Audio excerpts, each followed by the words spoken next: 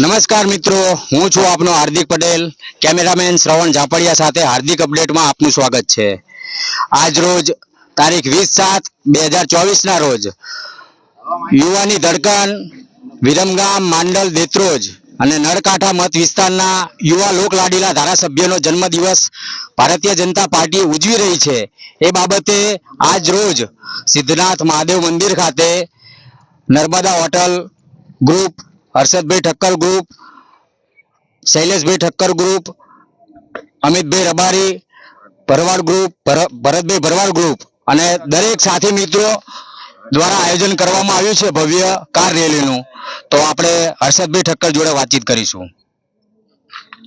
છેલ્લા ઘણા વર્ષોથી વિરમગામ વિધાનસભાની જનતા એક યોગ્ય અને નિર્ણાયક નેતૃત્વની જ્યારે રાહ જોઈ રહી હતી, ત્યારે આજથી બરાબર 1.5 વર્ષ પહેલા વિરમગામના યુવાનોના આદર્શ એવા હાર્દિકભાઈ પટેલ જ્યારે વિરમગામની જન્મભૂમિને, પોતાની જન્મભૂમિને જ્યારે કર્મભૂમિ બનાવવાનો સંકલ્પ કર્યો અને એ સંકલ્પ બાદ ભારતીય જનતા પાર્ટીના ગુજરાત પ્રદેશના શીર્ષક નેતૃત્વએ જ્યારે વિરમગામના વિકાસની જવાબદારી આવા યુવા નેતા શ્રી હાર્દિકભાઈ પટેલને જ્યારે સોંપી, ત્યારે વિરમગામ વિધાનસભાની સમગ્ર યુવા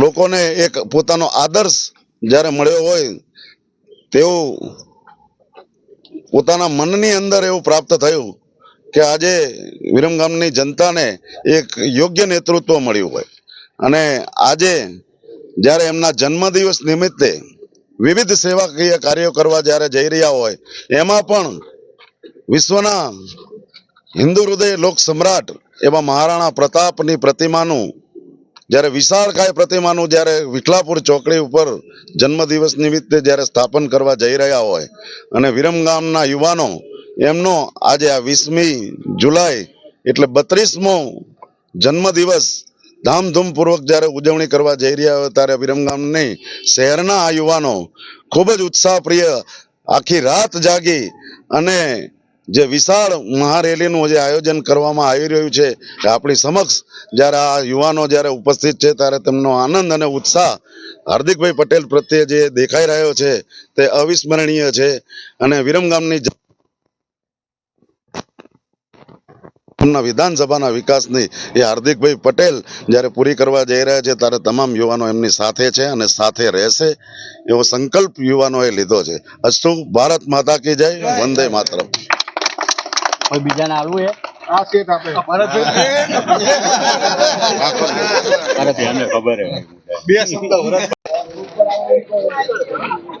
જય શ્રી રામ।